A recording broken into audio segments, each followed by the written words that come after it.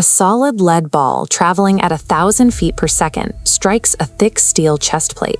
It doesn't bounce off, it shatters the metal, sending jagged shards flying straight inward. When a soldier straps on a suit of armor, they are making a specific psychological bet. They expect that rigid barrier to serve as a guarantee of survival on the battlefield, a way to become invincible. This suggests a 5,000-year loop of action and reaction. History shows that every new defensive engineering choice triggers an offensive countermeasure, which immediately points back to a new defensive need. Tracking this timeline shows exactly how humans engineered their way out of being killed, and how their enemies immediately engineered a way right past those defenses. Look at the 5th century BC. Greek soldiers wore the linothorax, a lightweight chest piece made by layering leather and cloth. That flexible fabric was designed to absorb and stop the close-range slash of a heavy sword. The immediate response to flexible fabric was the bow and arrow.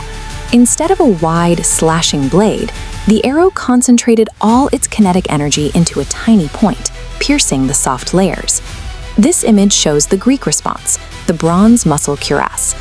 By casting metal with angled ridges, engineers created a shield that bounced arrows off. But to let the soldier move, armorers left massive exposed gaps around the neck and armholes. Opposing armies saw those gaps and built the spear. A spearman could stand safely away, sliding a sharp point directly through those unarmored spaces. Hardening the surface area of a soldier only forced the enemy to shift their aim away from center mass and target the margins. The Roman Empire eventually solved that exact mobility problem. This is the lorica segmentata. By using horizontal, overlapping iron plates that slide over one another, Roman engineers achieved total coverage against slashes while maintaining joint movement. By the medieval era, that concept evolved into chainmail. This image displays thousands of tiny interlocking iron rings, creating a flexible, slash-proof second skin. While a heavy sword strike cannot cut iron rings, the mesh bends aggressively upon impact. The blunt force trauma transfers straight into the body. That flexibility invited a specialized counterweapon, the rondel dagger. It was an assassin's tool built with a needle-like profile rather than a traditional cutting edge.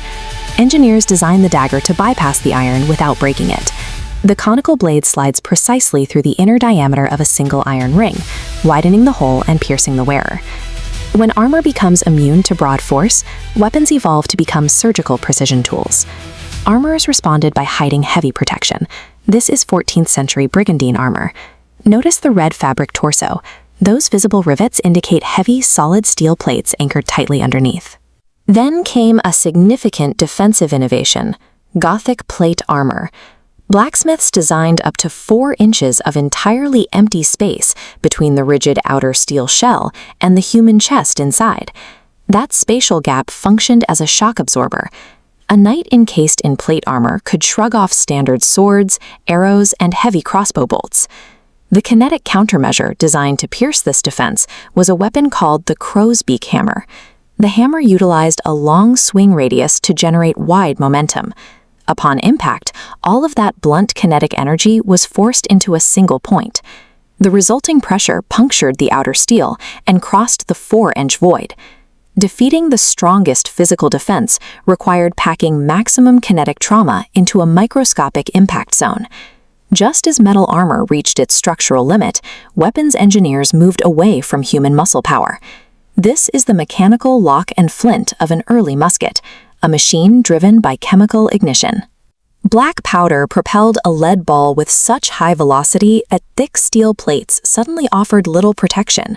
Blacksmiths could not forge iron thick enough to stop a bullet without making the suit too heavy to wear. Thousands of years of metallurgical engineering became useless on the battlefield.